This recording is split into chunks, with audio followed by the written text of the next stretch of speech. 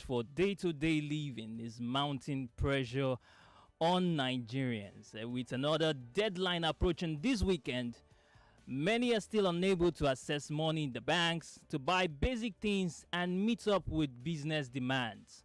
And while this is happening, statistics have shown that Nigeria has one of the highest cancer mortality rates in the world.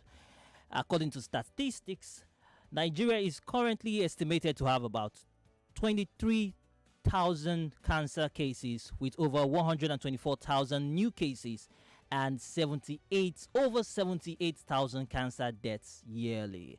Now, these issues will get us talking on today's episode of the Newsroom, the weekly show brought to you by Nigeria Info's Newsroom, where we take a critical look at some of the biggest stories that happened last week. My name is Emmanuel Onwuka, who for my examiner is enjoying his time and won't be joining me on the show today, but we all know how the show is going to go. Please remember, we're also streaming on Facebook and YouTube at Nigeria Info 99.3. But first of all, before we get into the big stories, let's take a look at some of the big stories that happened last week. Before we get into the main gist for today, let's look at some of the big stories that happened last week.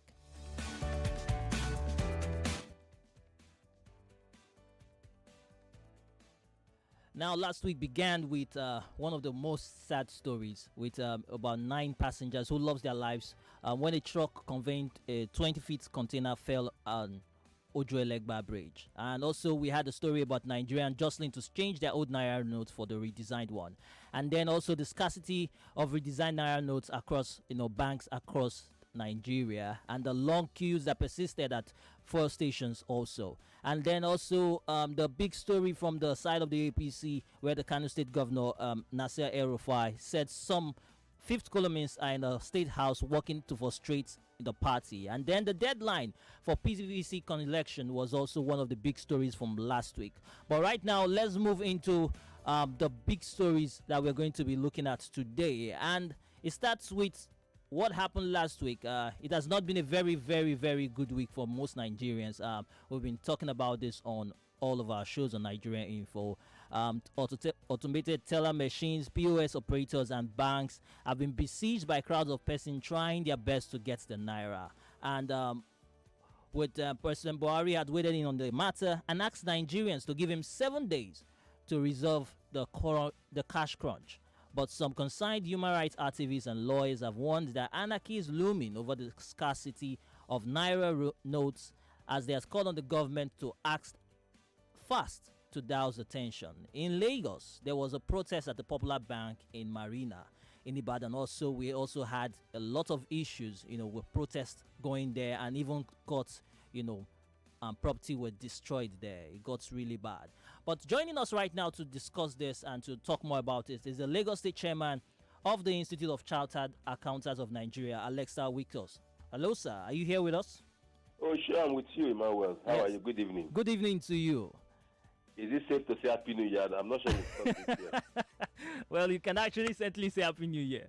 We are just in February. Yes, because we've not talked this year. Thank you. How are you doing? I'm doing great. But I guess you're also on the side of the people. You've also experienced some of the issues that we've been talking about on the news. Oh, sure. Nobody that is in Nigeria today, except maybe you have access to Mefele, that will not have experienced what is going on.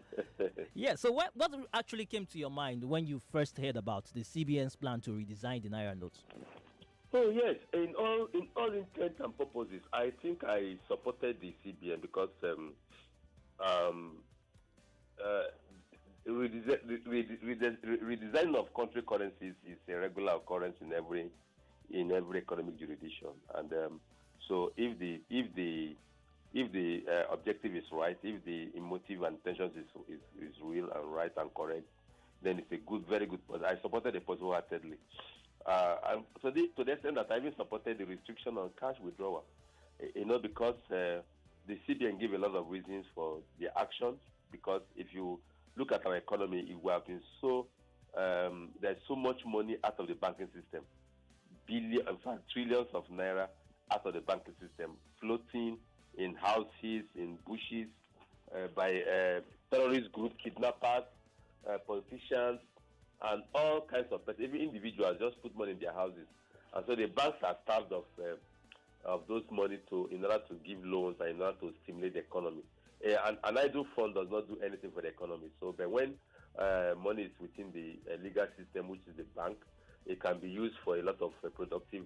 So, to that extent, I was quite happy. I was quite supportive of the policy. So, at what point did you change your mind? No, however, very good policy, but very, very poor implementation, because there are some ulterior motives in the policy. Events that have shown now shows that the ulterior motive was what motivated the action rather than the economic and the realistic motive. Because, like I said, it is normal. In fact, if you look at your US dollar, it has gone through redesigning severally. The British pounds just finished their own. So it's a normal thing. The last time Nigeria did such thing was 1984. That was the last time Nigeria changed the colors of their currency or redesigned their currency. The other one that was just 20 naira, 10 naira, and the 50 naira, which was changed from paper to polymer. So we've not had that comprehensive redesign of our currency. So I would have expected really that if there was right motive, they would have started with maybe the 1,000 first. When that one is over, we go to the 500. When that one is over, we go to the 200. But when he came up with sweeping all of them together, which are the major currencies used in transaction, the 100 naira is, well, I don't know how many people, apart from maybe transportation and petty buying, I don't know how many people can buy with 100 naira. So you discover that it now puts a lot of pressure on the system. And so, like I said, the ulterior motive that whoever implemented the policy had now brought a total hardship on the entire populace. But what do you mean by the ulterior motive? Because they've come out to say the reason behind the policy. So how do you mean ulterior? Well, events of recent times shows that there are some. Well, I'm yet to see or have any but every pointing finger goes to the point. But I do not understand why you create scarcity of a currency when you are withdrawing a currency and you are not putting back to the system. Even when you have restriction on withdrawals, you are not putting back the same quantity that you are withdrawing, so that at least commensurate quantity. So how come the scarcity came about? Because the banks are saying they are not getting enough from the CBN. Now the banks themselves are also a weak link or a linchpin in the entire scenario, because some of them are so unscrupulous. They hoard money. They have preference for who they want to give money to. So there's pressure on them too. So they become very unscrupulous and begin to do that. But of course, if you have more than enough, for instance, you return 100 billion to the bank, to the CBN, and the CBN gives you 80 billion or 70 billion or even 60 billion back in new currency, you will not have this glut. As we speak, I have not touched the 20 naira, the 200 naira notes. I've seen the 500. I've seen the 1,000. I have them. But the 20 naira, which is the major means of transaction in this country, which is the easiest means of transacting business in this country, it's not there. But let's look at the implication of this scarcity of these notes. What is the implication on the economy and also the current cost of living? No, you see, one, the policy is meant to drive down too much money in circulation that will hit out to bring down inflation. Fantastic policy. That is what it is meant, one of the ways it is meant to achieve. Because when there is too much money in the system, you do spontaneous buying, you don't have go for price. If they give you any price, you pay because there's too much money in the system. So you recall the money. Let me tell you for free. Our price level in Nigeria is not economic price. So our inflation is just a kind of inflation that occurs not out of economic indices. So most times it is caused because of just anything. If you take transportation, you don't have measurement criteria for it to measure the cost. The current economic price. So that is one of the problems that bisect our country. So when you withdraw money, yes, and leave few in the hands of people, they will control. There will be controlled expenditure. Now it will drive down price, because when you kept things that people are not buying, you'll be forced, even if your warehouse is stocked with goods and there's no buyers, what will you do? You'll be forced now to reduce your price so that you can create incentive for people to buy. So that is what aspect wants to solve. Now, on the other aspect, if you restrict money too much, economic activity will slow down. Right now, people need money to at least purchase basic goods to transact. You know, we've not gotten to the level of where the market woman will accept we have a POS or where the bus conductor, the taxi driver will have a POS. We've not gotten to that level. But if you've checked videos online, you see that some people are already making that switch. Sorry, I didn't get that. I say if you check videos online, you see that some persons are already making that switch, though it's not. Not everywhere. And necessity is the mother of invention. I mean, we are told. So people must do their business. People must find a way to go around the system. It's a temporary thing. Unfortunately, in Nigeria, we are good at escalating, no matter how temporary the situation is, to a level that is unimaginable. As far as I'm concerned, there is no need for this exaggerated hue and cry. My brother Emmanuel, is it not you all of that always say that Nigerians are very poor, they don't have money? That's on the latter move. We always say, the country, poverty everywhere. So the money that they are all crying for that is in the bank, where did it come from now? so this is on the latter move, Emmanuel. So if we have been saying Nigerians are very poor, they don't have money, they are broke, they can't have 1 meal a day, they live below $2 a day. So people are saying they have money, but it's locked in the bank. Everybody, both the downtrodden, everybody, they are all at the bank, looking for their money. That means Nigeria had money. So we are all lying that we are poor people, we are broke, we are not eating and all that. So that's on the lighter mood.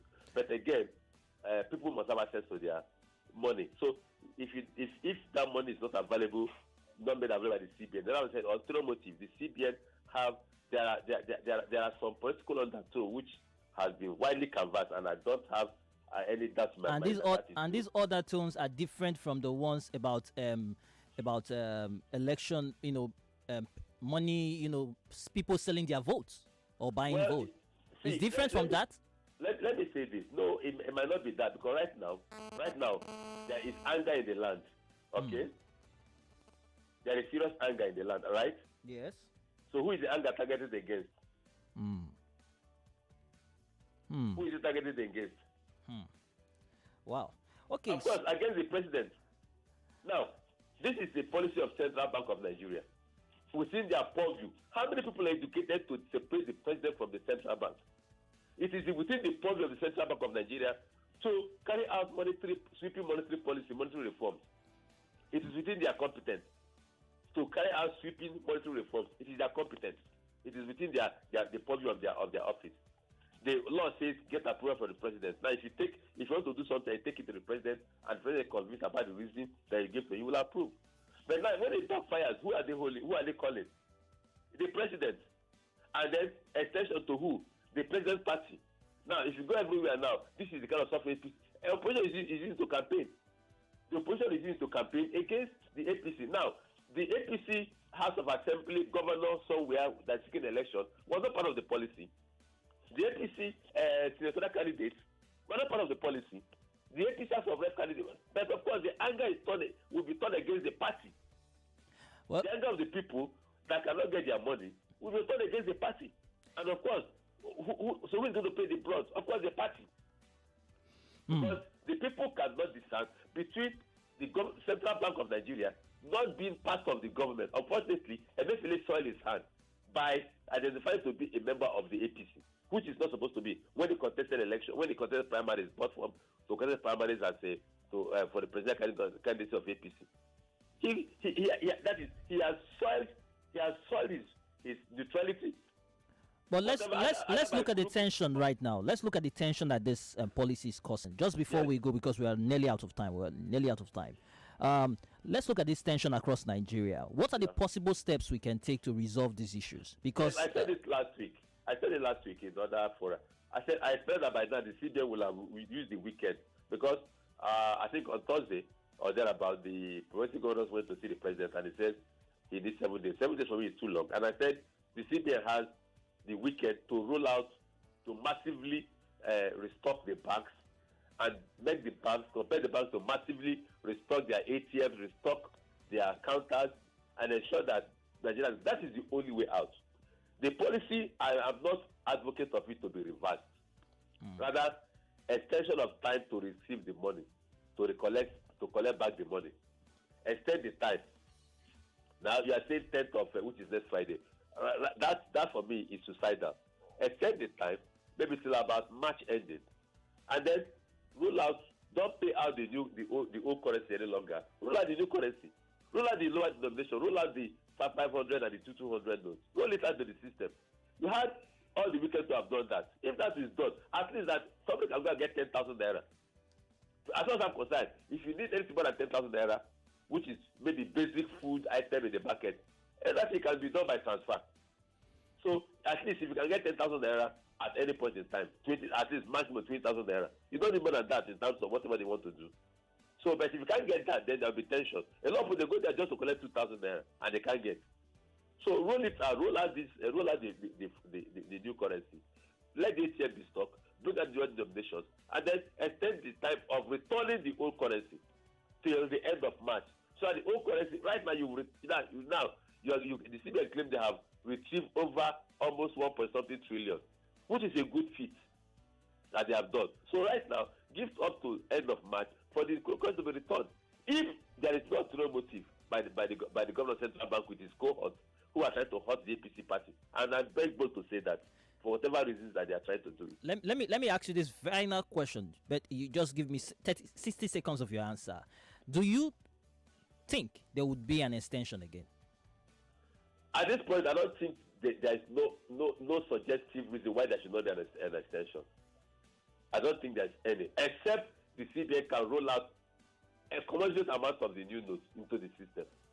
I do not see why on earth there will not be any extension of time. I do not see it, because that would be somebody standing on the head of Nigerians and said, "Nothing you can do, go to hell." And I don't think a person of Emefiele or whoever his cabal is that is instigating him have that capacity. So with that, I'm not saying the policy reverse. No, it's a good policy, but in terms of implementation, there must be tweaking of the implementation plan so that the average Nigerian who is not part of the political chess game is not suffered unduly, and that the society is not set up against the government, and the government is the one that is punishing. We are out of time. In fact, it's not the government, it is some individuals that want to use government apparatus to punish them. Thank you so much, Mr. Alex Awikos. Mr. Alex Awikos is the Lagos State Chairman of the Institute of Chartered Accountants of Nigeria. Thank you so much for joining us on the show. Always my pleasure, Emmanuel. Thank you so much. Yes, we now move on to the next story that is here for us, the one concerning cancer in Nigeria. Now, on Saturday, the world celebrated the World Cancer Day to draw attention to the disease.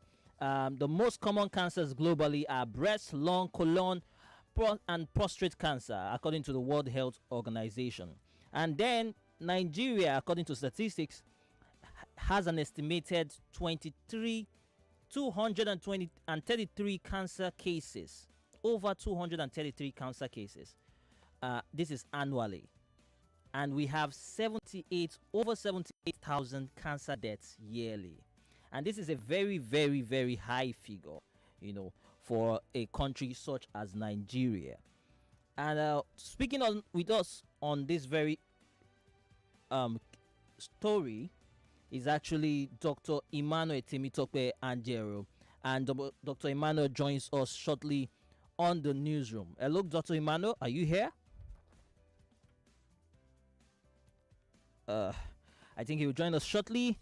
But according to activists, say that they hindered fight against cancer in the country. And what is hindering the fight against cancer in the country is the high cost of cancer treatment in Nigeria. According to them, radiotherapy costs about 1 million naira per treatment cycle, while the average cost of treating cancer comprehensively cost for an individual is estimated at 20 million naira.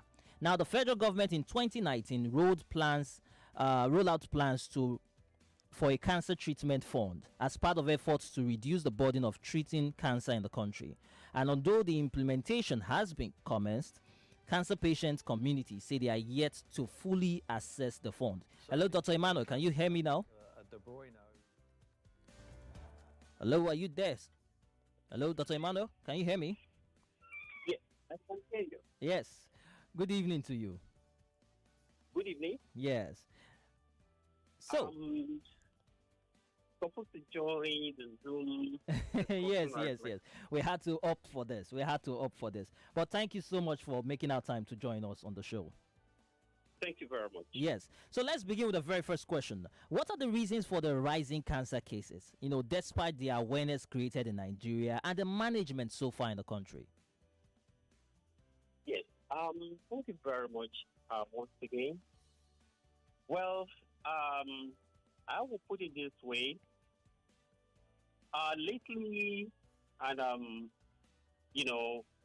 from recent years, the modalities and the means of screening for cancer and for early detection, they are increasing day by day.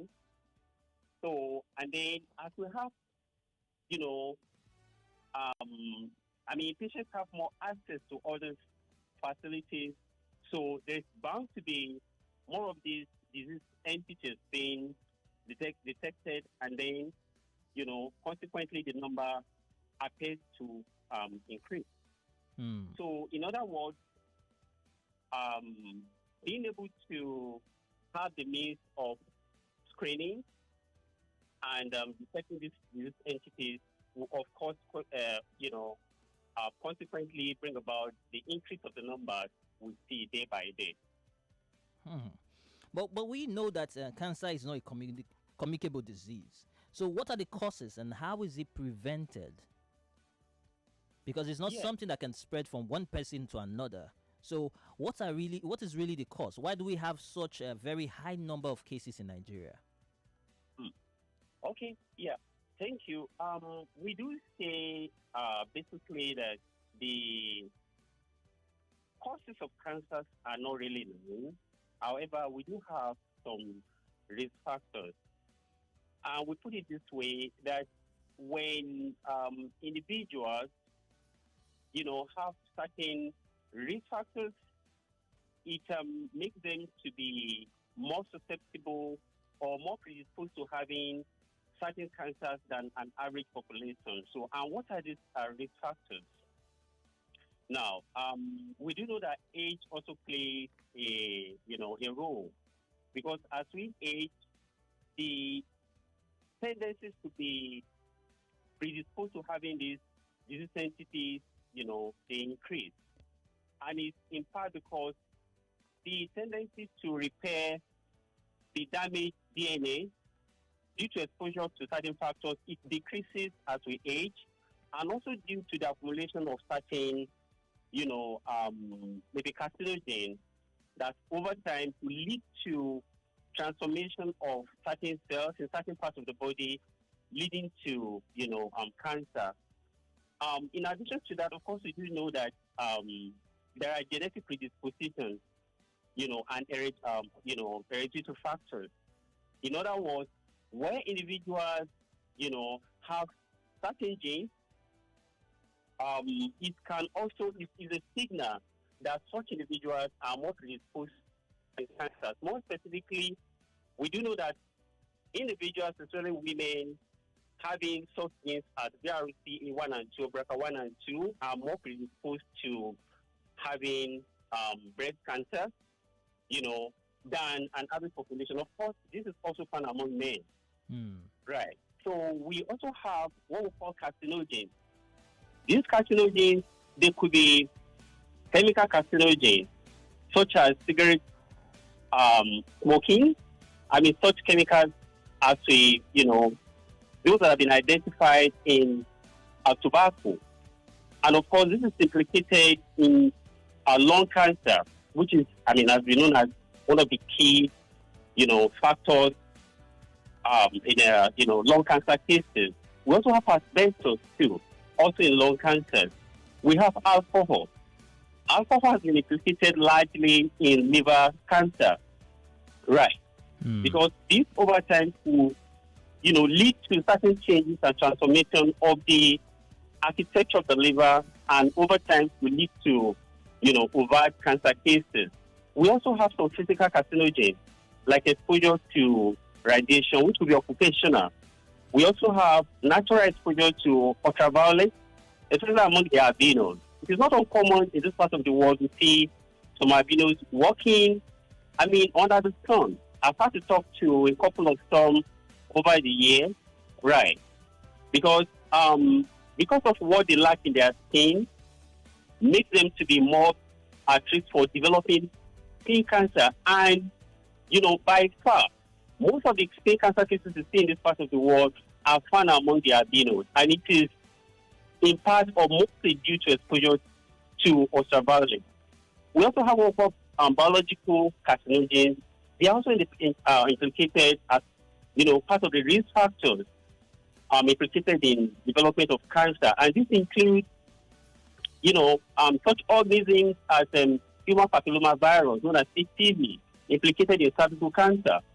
Right. We also have hepatitis B and C implicated in liver cancer. And in fact, they work in synergy with alcohol. In other words, when you have people, who take a lot of alcohol, and at the same time, unfortunately, they are also infected with hepatitis B, it doubles or triples their risk of having liver cancer. We have what we call Epstein-Barr virus implicated in head and neck cancer, HIV too, in different kind of cancers. So in other words, you're saying is that it can be anything. You can't actually pinpoint it on just one thing. Exactly, it's actually multifactorial, as a matter of fact. Wow. Yeah. One thing is that when many people are diagnosed of cancer, one thing they do is that they resign to fate, because of the cost of the treatment, which can be done to ensure, what can be done actually to ensure that cancer treatment is affordable in Nigeria. Because at that very point in time, when a person just comes up and say, sometimes they even go on social media to solicit funds, because they just resign to fate because it costs a lot of money. Yeah. Yeah. Well, we will say, unfortunately, in this part of the world, like in any other, third world country, about 70% of cancer-related deaths is found among third world countries, and Nigeria is also part of them. And it's because, in part, due to poor screening and prevention programs, right? So, and of course, late presentation as well. So, if these disease entities can be detected very early, it actually costs less to manage and treat compared to when it is a lot more advanced, and even when the prognosis is kind of is bad, kind of. Now, what can we do in a way to ensure that patients have more access to treatment? Well, it's going to be, there's no country where there's a successful treatment of cancer care or any of such conditions without the involvement of the government. So what we can say is that the government still has a role to play, both in increasing, putting up effort to increase awareness and, programs that can help to screen and detect very early, and as well as, be involved in subsidizing the treatment for cancer. Quite a number of our patients, sometimes they resort to either going to church or using local herbs just because they can't afford the treatment. Right. Yeah. So, and then, of course, we do have some NGOs here and there who try to assist, and some religious organizations as well. So, so the government, individuals, NGOs, religious organizations, we have roles to play, like Nigerian Info, like we are doing like right now. This is part of this program in order to create the awareness and the enlightenment program. They'll be able to reach out to people to let them know that, well, in the event of noticing some things that are somewhat abnormal, there is, you have to go to the hospital and let your doctor know for early detections, which, of course, if treated very early, is not only going to be, more cheaper to treat, but it can also, at some point, could be curable, or rather, prolong their lives, right? So I think these are part of the efforts that will have to be put in place in order to achieve this. Now, in 2019, the federal government actually rolled out plans to start a cancer treatment fund. You are in the system. How would you say that is coming? Well, I think that is the right effort in the right direction, right? So, but within the limit of my knowledge, I can say that this is still very far from being enough. So, and I will still use this opportunity to appeal to our government that yes, they are trying, but they can still do more, both at the federal and at the state level, and then it can also come in form of collaborations. Collaborating with private entities, both to, ensuring that we have more, cancer centers, and then the cost and the prices are highly subsidized by the government. So, so in other words, yes, it is the right step in the right direction. However, I think our government can still do more, Are there other ways, are there other cheaper ways of treating cancer? Because we were just talking about the cost now, and it's, statistics, according to statistics here, it says about 20 million naira per individual.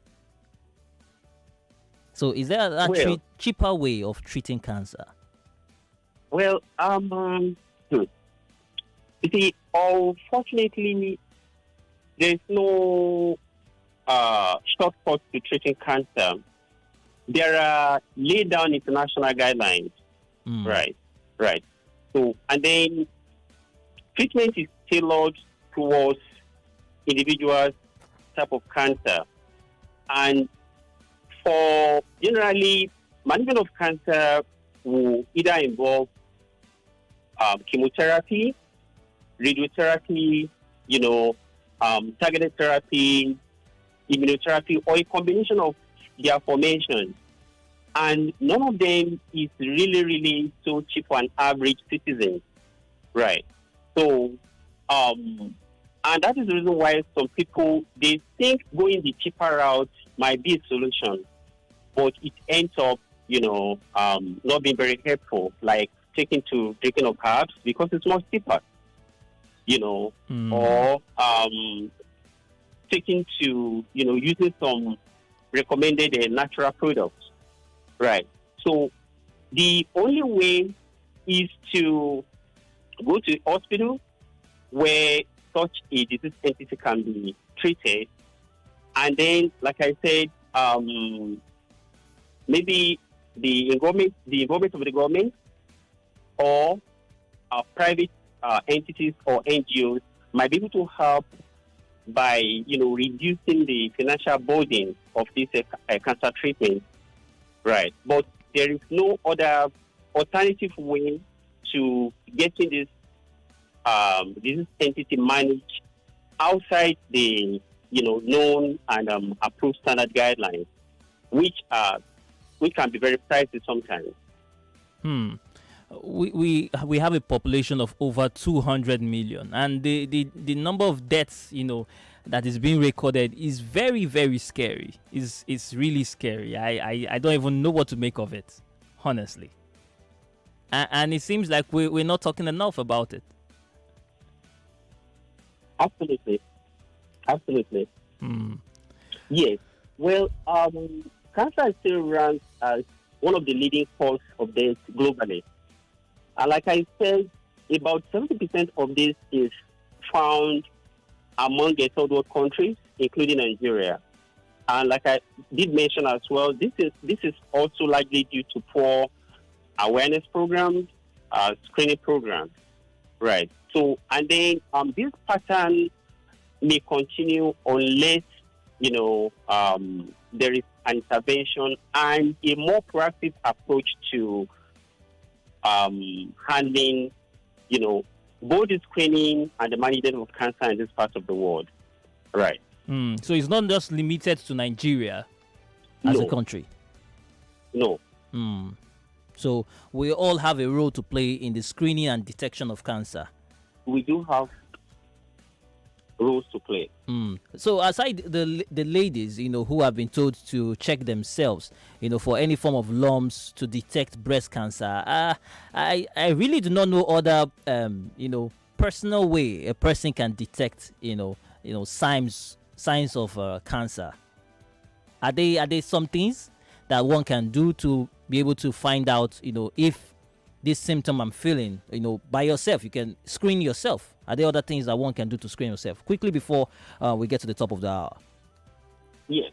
That is a very, very good question. You've had a very good question. Well, we all have individual roles to play with regards to early detection of cancer. And we should all be very, very, sensitive to anything we discover as being very strange. Okay, specifically for women, of course, we talk about the breast examination, looking for anything that might be strange in the breast. Right. Now, unfortunately, not every cancer, it can be very, very, like, present certain features that one can notice on time. They tend to run an insidious course that might not even present with any kind of symptoms very early. But for those that do, show some symptoms, like in the male, for instance, the most common cancer among males is the prostate cancer. And what some people do observe initially is issues with, some urinary symptoms, maybe blood in their urine, frequency, or anything similar to that. I'm sorry, you really have to go. Abnormal with all that as a man, of course, you have to run to the hospital.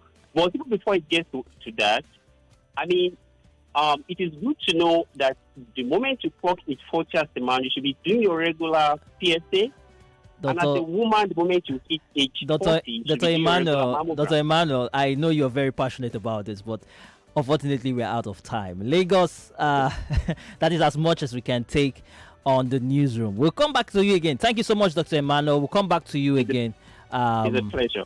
To actually, have you on the show more often. But thank you so much today. That is as far as we can take on the newsroom, brought to you by 99.3 Nigeria Info, the newsroom of 99.3 Nigeria Info. I'll leave you shortly, but please remember that you can always call us on and follow us on our Twitter handles at Nigeria Info FM, on Facebook at Nigeria Info 99.3, and on Instagram at Nigeria Info FM Lagos.